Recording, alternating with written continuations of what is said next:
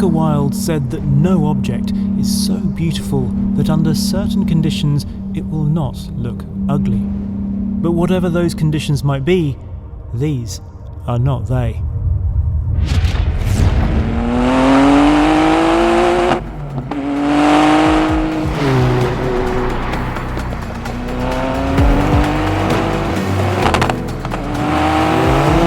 This is the Totem Automobili GT Super.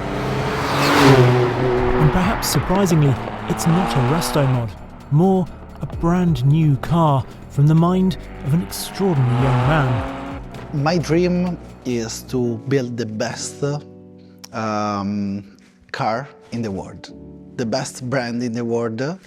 For me, there are a lot of beautiful brands in the world, Ferrari, Pagani, and I want to become one of that guy, one of that brand.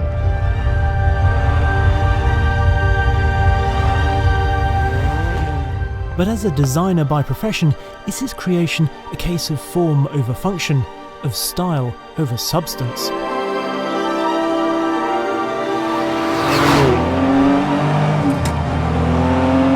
No, that's definitely substance. Wow. A lot of substance.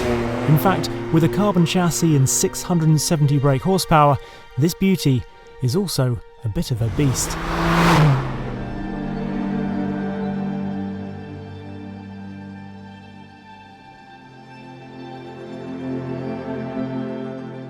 If this film deltas your auto and makes you think about swapping your AMC for an Alfa, then why not head over to HagertyMarketplace.com. You can auction for free and keep 100% of the sale price. To find out more, just click on the clever little link in the fascinating description below. On the Venetian plain, stretching between the Dolomites in the north and the Adriatic in the south, you'll find Totem Automobili tucked away on an unassuming industrial estate between Venice and Treviso. There are both electric and petrol versions of the car, but we're here to have a go in the latter. We'll come back to the driving in a bit, but first, to really understand the car and the company, you need to meet the almost effervescent 29-year-old behind it. Good evening. Now, my name is Riccardo Quaggio.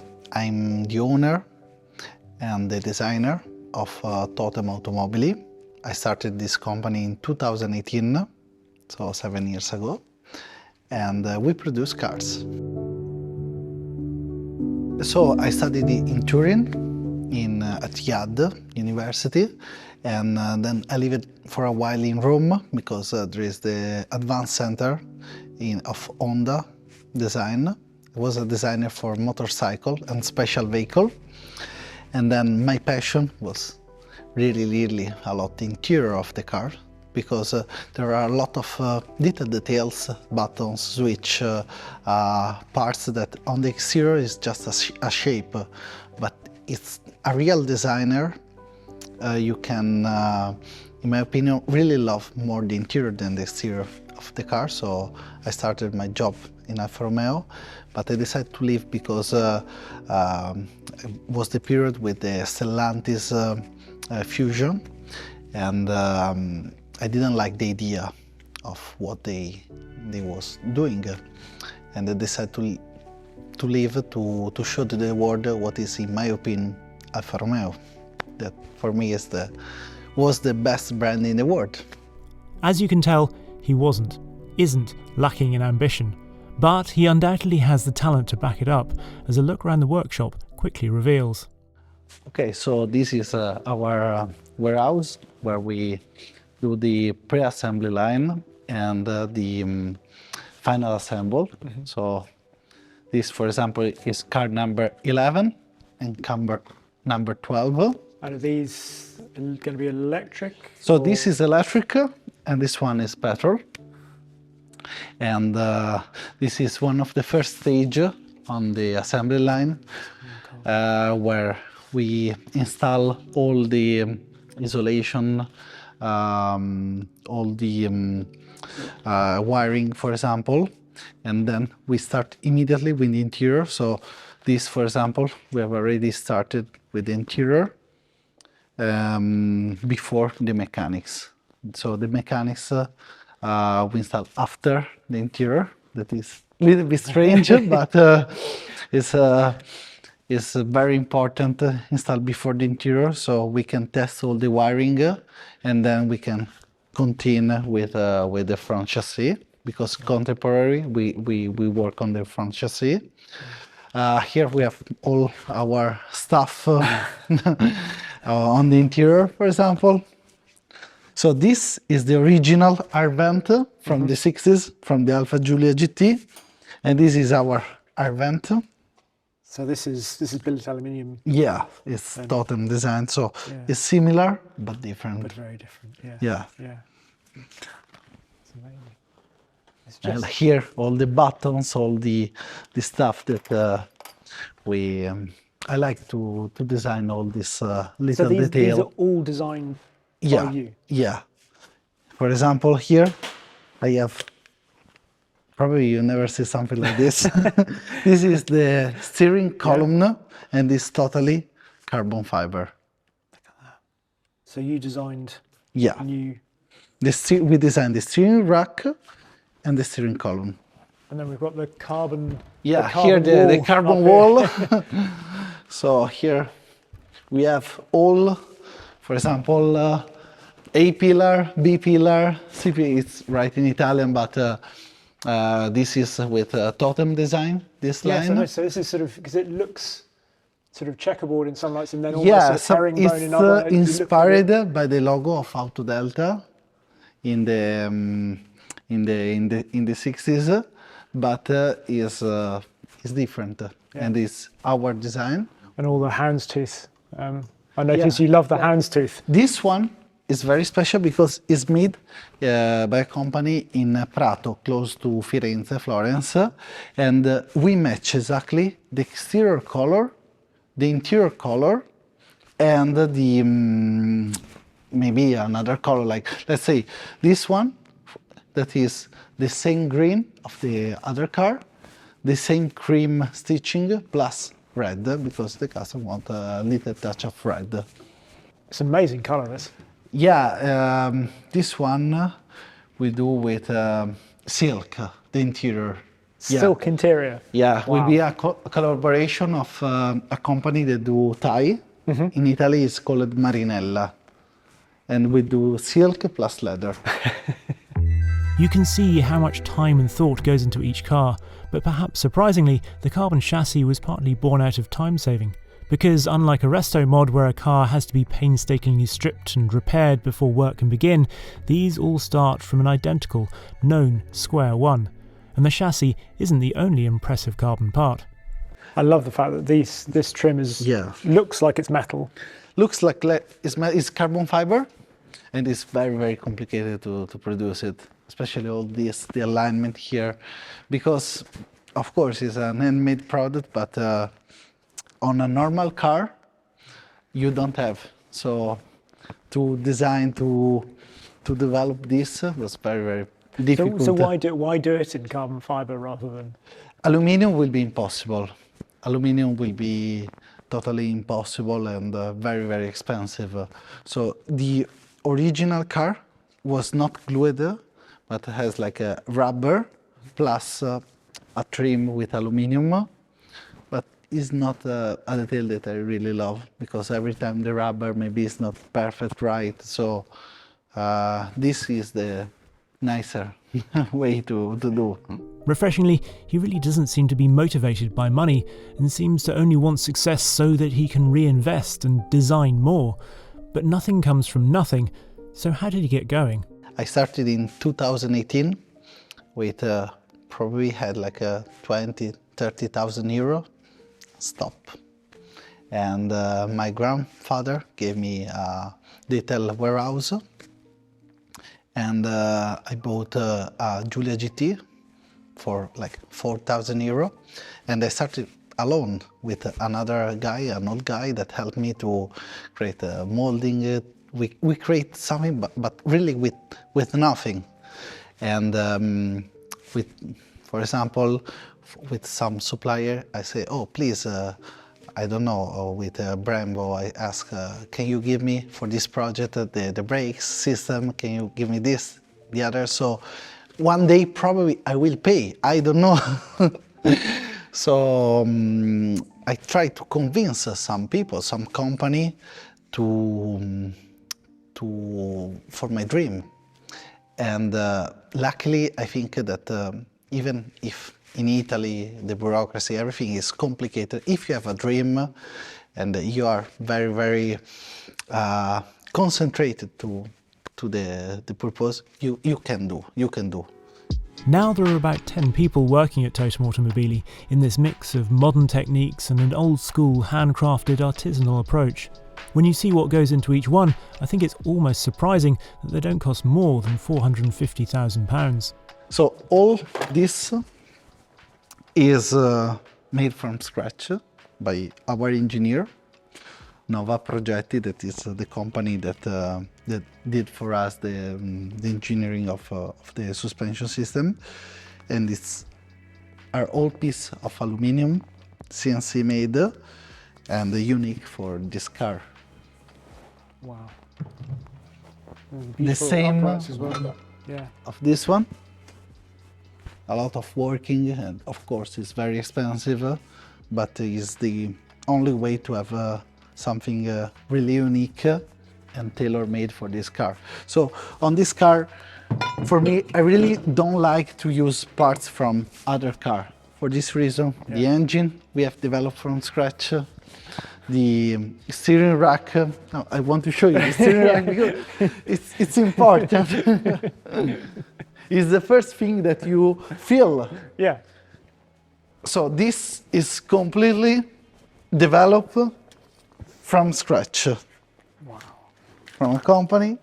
We did the fusion, it's possible to say fusion? Yeah, we did everything from scratch because the angle is exactly something was hard because the engine is very big and to make sure that worked, we had some problems, so we couldn't use something from another car. So we designed from scratch.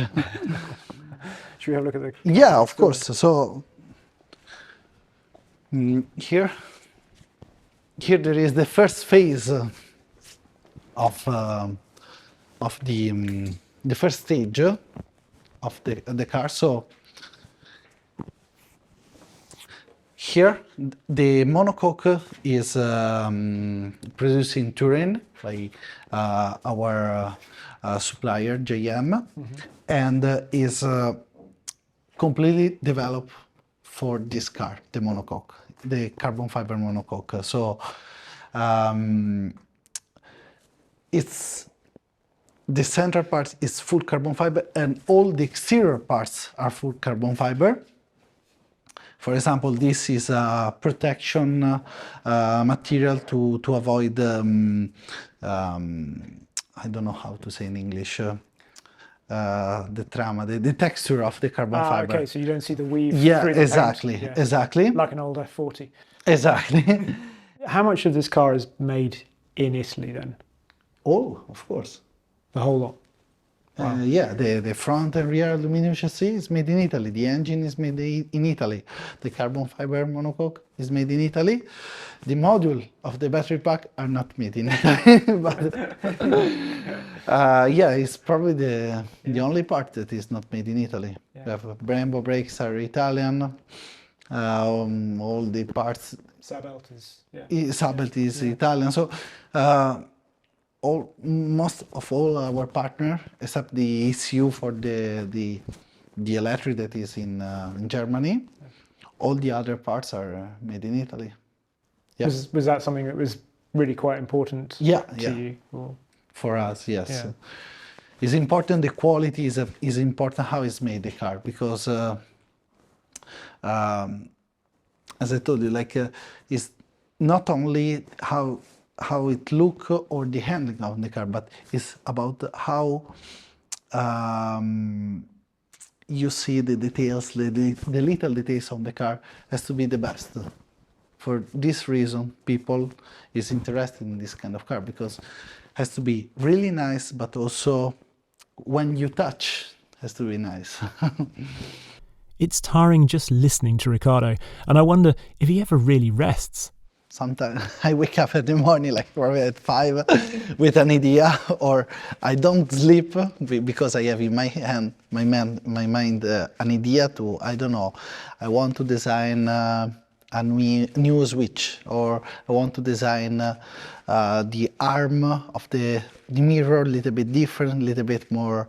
I'm thinking about aerodynamic, I'm thinking about the vibration, so I want to improve this detail, because every car is a progress, so every car is better and better and better. So I design like a very quick sketch, and then I have in agreement with my engineer, with my colleague, we do the model immediately, and then we produce the molding, and it's the timing between when I have an idea on the production is about 2-3 weeks maximum, because it has to I want to see the result immediately, and this is cool. And with like big company, it's impossible to do this.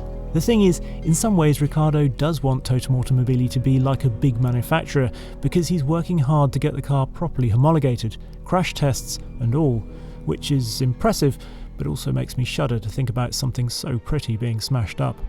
Anyway, time to banish such thoughts and go and drive the GT Super on a piece of road that is equally stunning.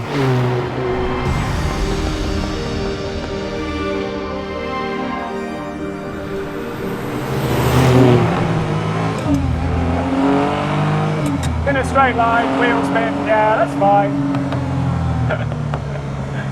What a mad little thing.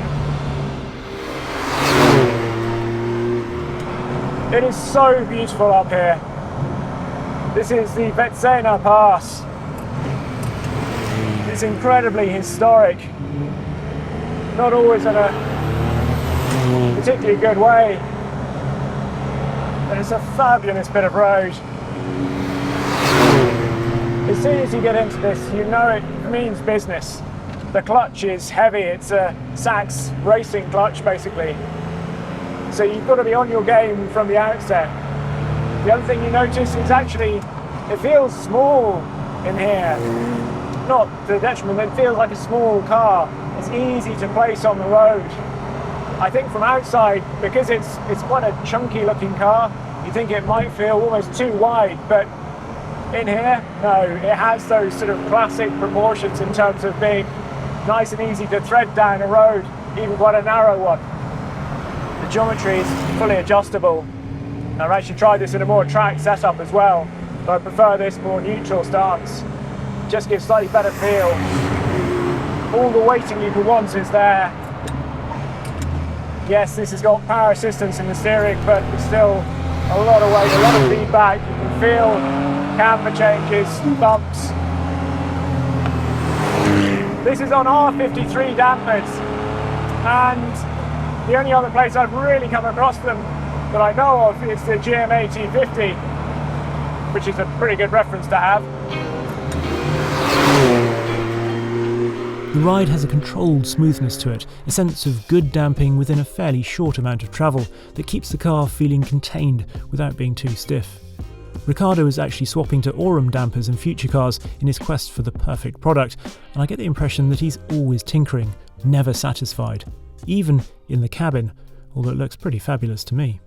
We've come to expect beautiful interiors from this sort of car, but this is really quite special, because everywhere you look you can tell that everything has been designed sort of individually, really. Everything has had care and attention, and it somehow all comes together, even though you wouldn't say there was necessarily a particular theme running through. The design on here is different to the sort of the knurling around here, but it somehow all matches and just makes for a really fascinating, interesting interior. I love the cowls around here, not just simply round, but the way they're flared out like that. Little things like the speakers up here, that's not an easy thing to do for a small manufacturer to have these tweeters into this carbon A-pillar here. Stereo from a local artisanal stereo maker, of course. The head unit can be swapped for something with a larger screen with Apple CarPlay, but I think this one is more in keeping with the overall aesthetic. You might have also noticed an addition specific to this build, the fabulous Oya Rally Master clock and stopwatch combo. There are a few original parts in here, but not many, just the levers down there, the releases for bonnet and boot. There's also this amazing carbon fibre cross brace back here with the Alfa Romeo badge in the middle, which apparently Alfa are absolutely fine with. Why wouldn't you be on a car that looks like this? And of course, it's not just good to gaze at. Everything in here is so tactile, even switches for the fog lights are just a delight. Principal among all of the controls though is obviously this open-gated manual gearbox. Although it's got a larger ball top to it, the 6-speed Graziano box will feel familiar to anyone that's tried a Ferrari 550 because it's the one major part in the car that is found elsewhere. That very prescriptive gait and occasionally stiff shift that takes a moment to acclimatise to, but then rewards with the sword fight tings and clacks of metal on metal as you throw it between the gears. This is definitely a car not to be timid with. You get into it and all the controls require your attention, require not force exactly, but a firm hand or foot, I think.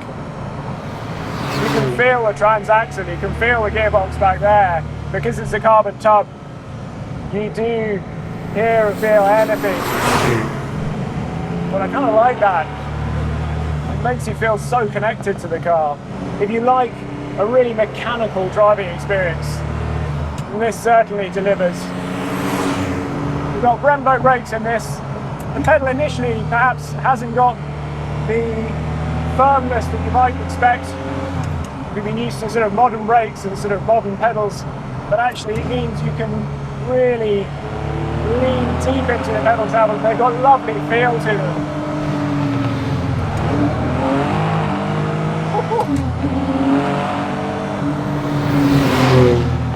Don't be deceived by the looks.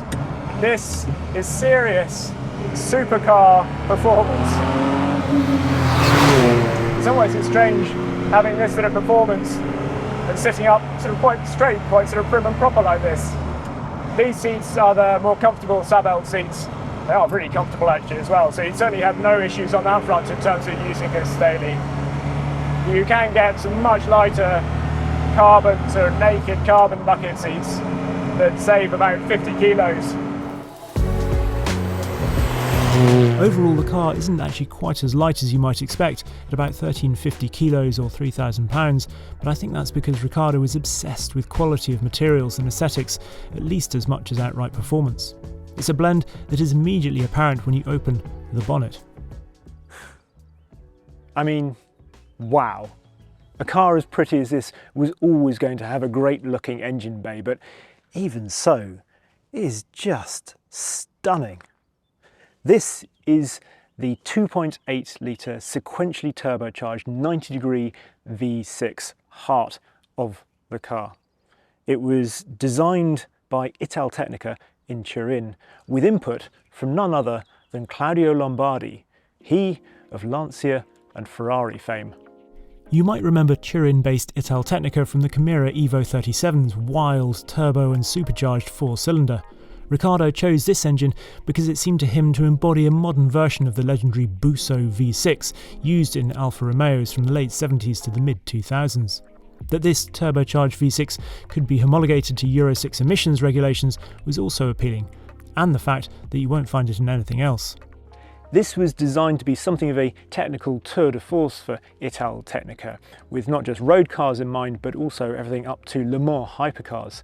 As such, the block was actually designed to be a stressed member. It's also dry sumped, and it's got pre-chamber combustion technology in it, so which we saw in the Maserati Nettuno fairly recently. And that helps this have an incredible thermal efficiency of 45%. This one, as it's the Stage 2, also has roller barrel throttles, which are just cool. The engine has 3 settings, D, N and A, a nod to modern Alphas, allowing for varying amounts of craziness. And in order of sort of increasing amounts of power, you've got about 300 brake horsepower, 450, and then all the way up to the top, well at this, about 670. When you first get into this, it's not exactly a musical engine, certainly low down. There's a huge amount of valve train noise, chatter, really. It's a busy engine all the time, it sounds like, because of that valve train chatter. But straight away, you know this is no GT really. With the sequential turbocharging, so low down, this is about 2,500 RPM. You've still got that first turbo, and then about 4,500 RPM, the second one comes in, recharged by the first one in fact. There's actually decent response low down, but then when it gets up higher and that second turbo comes in, that's when all hell breaks loose, particularly if you've got it in D. It feels quick enough in N, but if we turn it up all the way, it's almost struggling for traction in a straight line, third gear. You can tell this is based off a race engine really, or something that wants to be a race engine, because it's high up in the revs. That's when it really starts to sound happy.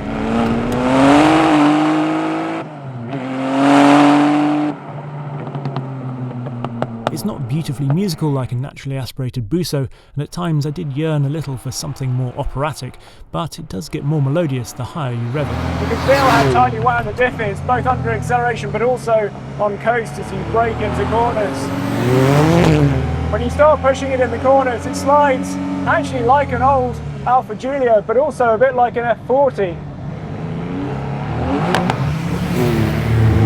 You come into a hairpin like this, feel the front, and it's on the exit where once the booster's built. It almost seems to want to wind on the lock itself and sit down into the slide, like an original Alfa Giulia, which is strange in a way because with the transaxle this is almost exactly evenly balanced front to rear, unlike an original GT, which was much more nose heavy. You just have to be careful of that boost though, because like an F40, once it starts to slide, you've got to book your ticket and you've got to stay with the throttle, ride it out.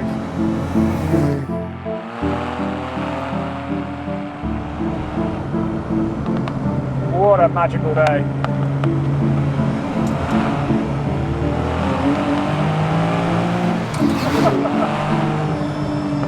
It's so fast this. It's absolutely hilarious really. The demonstrably turbocharged delivery, which is wild. I mean, you look at this beautiful refined shape, you get in here and all the lovely materials, and then this drivetrain.